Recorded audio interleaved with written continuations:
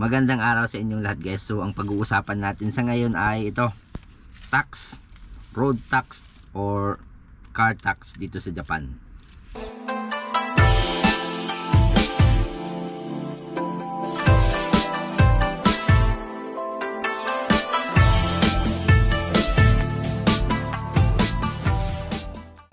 So ito na yung road tax na tinatawag or Jidosha Zei car tax. Every year to dumarating. So ito na siya.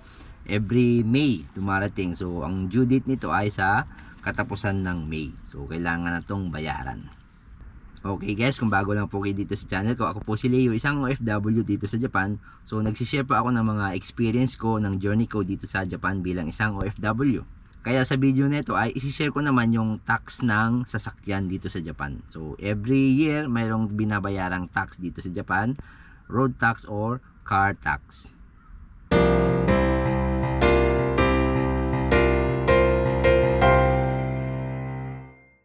So maliban sa insurance, car insurance, mayroon pang tax every year. So yung car insurance, every month yung binabayaran, and then ito namang road tax na tinatawag or car tax ay every year. So dumarating nga siya ng May. So every May mayroong babayaran. Kaya kung halimbawa tulad sa amin, dalawa na yung sasakyan namin, kaya dalawa rin yung road tax na dumarating. Ito yung dalawang road tax, dalawang sobre. So yan. So kasi meron kaming dalawang sasakyan, tig-isa kami ng asawa ko. Pag pumapasok sa company, so magkaibang company, so magkaibang sasakyan yung ginagamit namin. Kasi medyo malayo yung trabaho namin. So kaya meron kaming kanya-kanyang sasakyan para sa pagpasok sa trabaho. So ito na nga yung road tax. So ang ginagamit ko yung Serena, Nissan Serena. So yung road tax niya ay ito, mas malaki.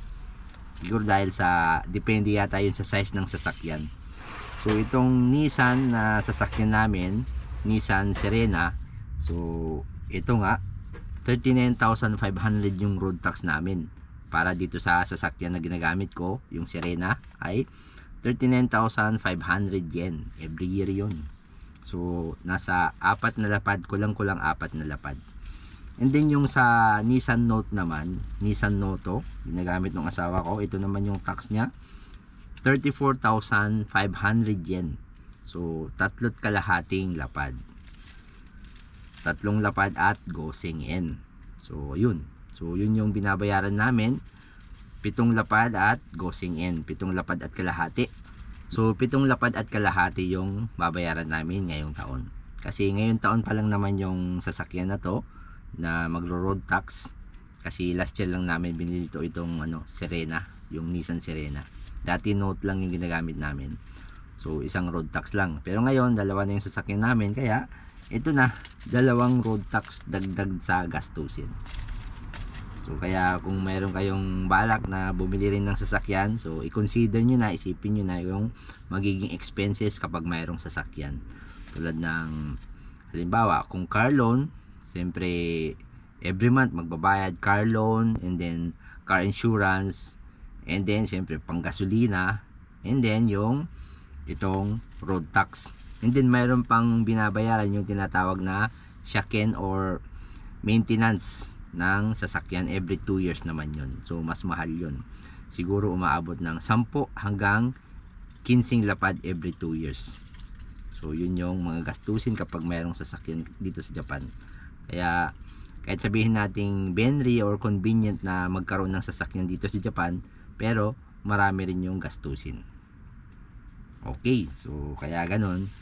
So sinishare ko lang po yung aming road tax ngayon. So ito yung magiging road tax namin, dagdag gastusin. So kailangan maggambaro, kailangan magsikap para meron tayong pambayad. Kailangan magtrabaho ng maigi. Huwag na muna mag-absent. So kayod lang ng kayod kasi marami tayong bayarin dito sa Japan. Okay guys, kung mayroon po kayong natutunan sa video na ito, ay huwag niyong kalimutang mag-like. Pindutin niyo po yung like button. And then, kung hindi pa ka nakasubscribe, click niyo na yung subscribe button sa baba. And then, i-share niyo na rin po itong video na to sa iba. And then, mag-comment po kayo sa baba kung mayroon kayong mga suggestions, questions, o kahit ano pa man yan. Okay guys, hanggang sa muli. Thank you for watching. Bye bye!